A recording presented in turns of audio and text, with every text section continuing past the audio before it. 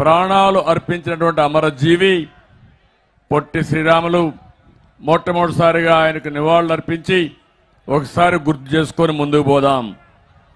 అదే సమయంలో ఇక్కడ మీరు చూస్తే సారా వ్యతిరేక ఉద్యమం ఇక్కడే ప్రారంభమైంది. ఇప్పటికి కూడా నాకు జ్ఞాపకం ఉంది. మహిళా శక్తిని చాటిన దూపగుండ రోసమ్మ ఇక్కడే.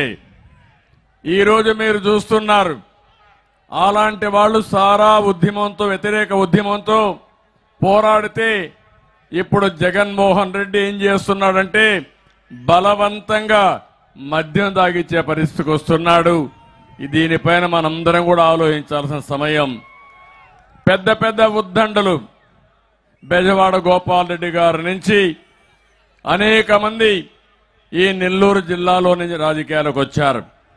వాళ్ళందరినీ చూస్తే నాకు అనిపిస్తుంది రాష్ట్ర రాజకీయాల్లో ఎప్పుడు కూడా నెల్లూరు జిల్లాకు ఒక ప్రత్యేకత ఉంది. అలాంటి సింహపురిలో రా కదిలి రా అంటే మీరు సింహంలాగా గర్జిస్తూ ఇక్కడికి వచ్చారు. మాకు కూడా కొంత ఆలస్యం అయింది. దారిలో ఎక్కడ చూసినా జనమే జనం, రోడ్లన్నీ కూడా బ్లాక్ అయిపోయినాయి.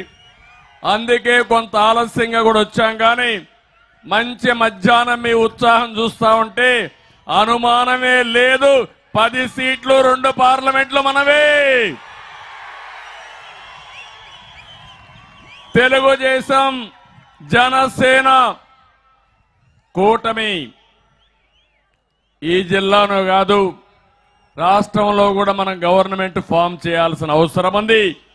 ఇది చారిత్రక అవసరం అని చెప్పి కూడా నేను మీకు తెలియజేస్తున్నా.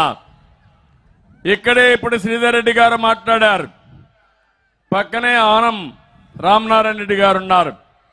ఈరోజు మీరు చూస్తే జగన్మోహన్ రెడ్డి నువ్వు చేసేది తప్పని గళమెప్పిన వ్యక్తులు ఈ జిల్లా నుంచే రావడం చాలా సంతోషం అని చెప్పి కూడా నేను మీకు తెలియజేస్తున్నా.